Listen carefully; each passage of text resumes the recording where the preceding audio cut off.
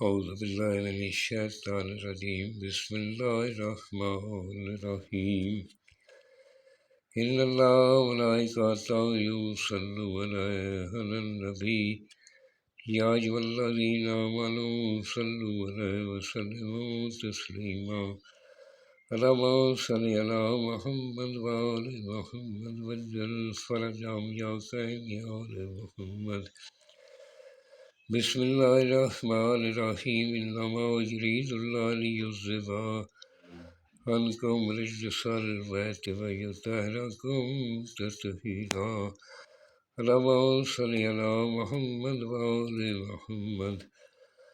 سامعین، میں ہوں سید یونس علی شاہ نقوی، آپ دیکھ رہے ہیں سید نقوی عملیات چینل۔ آج جو میں یہ ویڈیو لے کر آیا ہوں یہ ان بہن بھائیوں کے لیے جن کو گردوں کی پرابلم ہے، گٹلی کی پرابلم ہے، گردوں میں کسی بھی قسم کی کوئی پرابلم ہے، یہ اس کے لیے بہت مجرب نقش ہے۔ آپ نے سب سے پہلے میرے چینل کو سبسکرائب کرنا ہے، شیئر کرنا ہے، لائک کرنا ہے، کمنٹس میں انشاءاللہ لکھ دینا ہے، 42 مرتبہ درود پاک پڑھنا ہے، انشاءاللہ میری طرف سے اجازت ہے۔ اور یہ آپ نے بروز منگل، بدھ یا اتوار کے دن دوپہر 1 سے 3 بجے کے درمیان بنانے ہیں، 41 بنانے ہیں، 41 بنانے ہیں۔ ایک جو ہے آپ نے یہ فولڈ کر لینا ہے، اس طرح فولڈ کر کے کالا دھاگا کراس پہ پلٹنا ہے، شاپر پلٹنا ہے، کالے چمڑے میں یا کالے کپڑے میں باندھ کر مریض کے گلے میں پہن لے یا گردوں کے اوپر باندھ دیں، پیٹ کے نیچے باندھ دیں گردوں کے اوپر، انشاءاللہ بہت جلد فائدہ ہوگا۔ اس طرح کے آپ نے 41 بنانے، 21 دن تک روزانہ آپ نے 100 مرتبہ یا اللہ یا اللہ یا اللہ پڑھ کر اپنے اوپر دم کر لینا ہے۔ اور یہ سفید کاغذ لینا ہے، لائن والا کاغذ نہیں لینا، کالے رنگ کا مارکر یا قلم لینا ہے، اس سے لکھنا ہے۔ اگر گلاب کاغذ اور زعفران اس کے ساتھ ملا لیں گے تو وہ بہت اچھا ہوگا، بہت جلد پیدا کرے گا، انشاءاللہ نیک نیتی سے بنائیں۔ اسی طرح کا بنانا ہے۔ یہ سرخ رنگ کا جو میں نے لکھا ہے یہ آپ نے نہیں لکھنا، یہ میں نے چال بتائی ہے، اسی چال سے آپ نے سب سے پہلے اس طرح کے خانے بنا لینے۔